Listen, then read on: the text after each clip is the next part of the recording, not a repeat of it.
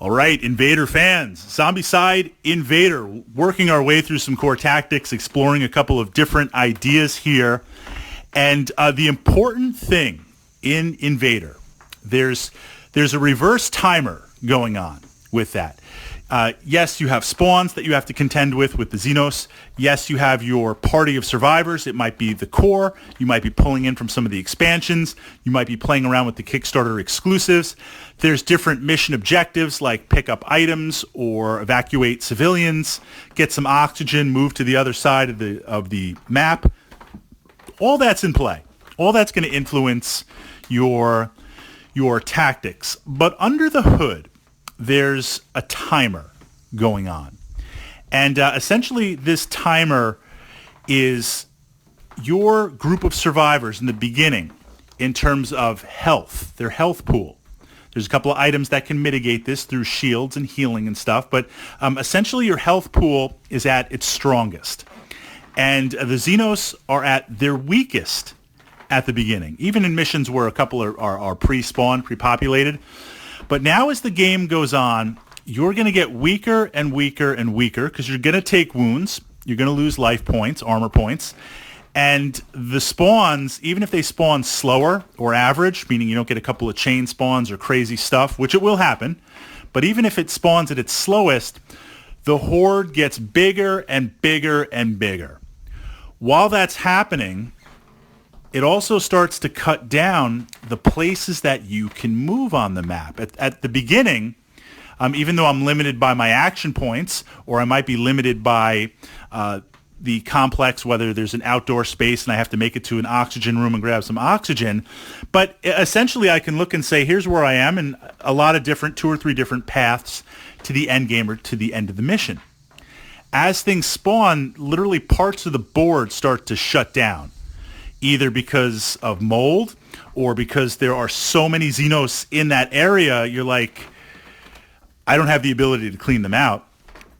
I don't have the volume of dice to do that. But even if I did have the volume of dice to do that, the game turns that I would burn doing that, where are things going to spawn otherwise?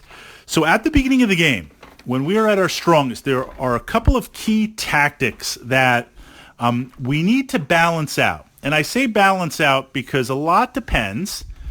There is a random element to Invader, both in spawns and also in the item cards that you draw, unless it's a fixed location, like a red marker that if you pick it up, you get an experimental weapon, or if it's one of the remote controls. But essentially you walk into a room and you search and you draw a card on there.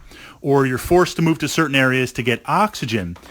At the beginning, there's this duality of I want to be moving at least 2 spaces. I need to start to push towards the center of the map. And at the same time, you need to search.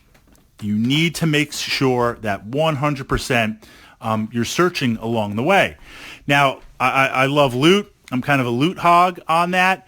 But as the game progresses, 2 things are happening. You are leveling up with the threat level.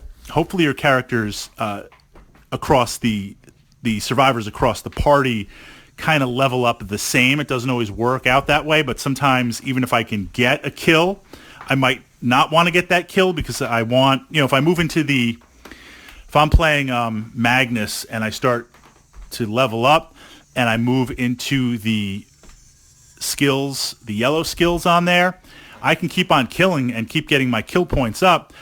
I might want to pull back and let some of those other survivors there. So we want to try the best we can to level up evenly. That's going to unlock additional skill points. That's going to unlock additional perks in your skill tree. But at the beginning of the game, we need to keep moving. We need to search because gradually I'm going to be spending more of my time literally shooting or assaulting, dealing with the Xenos, cutting down their numbers as best I can. While moving, I'm not going to have as much ability to search. So searching in the beginning is important. Trying my best. And now these are kind of the core tactics that are in play regardless of the mission, regardless of the survivors, regardless of mission objectives on there. They're going to modify this, but this is kind of a sliding scale. This is the DNA of Invader on there. I want to try as quickly as I can to get to the center-ish part of the board on there. A lot of layouts by design because they want to kind of force you to deal with stuff and navigate different ways. You're going to have to go for oxygen tanks and oxygen rooms that tend to be on the corners of the board. But as things spawn, you kind of have these two types of spawns. So we'll put secondary activations aside. You're going to have the invader pieces, the alien head pieces, usually on the corners of the board, that are going to spawn in.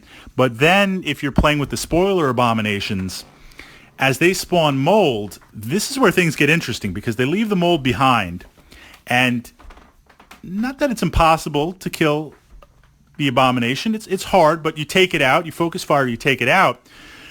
When you draw those cards to spawn on mold, spawn 4 workers on each mold point, spawn 2 hunters on each mold point. For some reason, the game spawns tanks like crazy. Spawn 4 tanks on mold points. They litter the board very, very quick. They put down on the board very, very quick, and literally in a turn, all of a sudden now parts of the board can be cut down or cut away, or you're going to have to churn through a lot of Xenos to move through there. If you try your best to get to the center of the board, usually exiting a complex, there's an airlock that'll put you into the center. You have another airlock. You have the best options, the best chances with the ways that you can go on there. So regardless of the mission, again, that's the core that I'm looking at. That's what we're looking to push, and that's what we're looking to utilize in the game.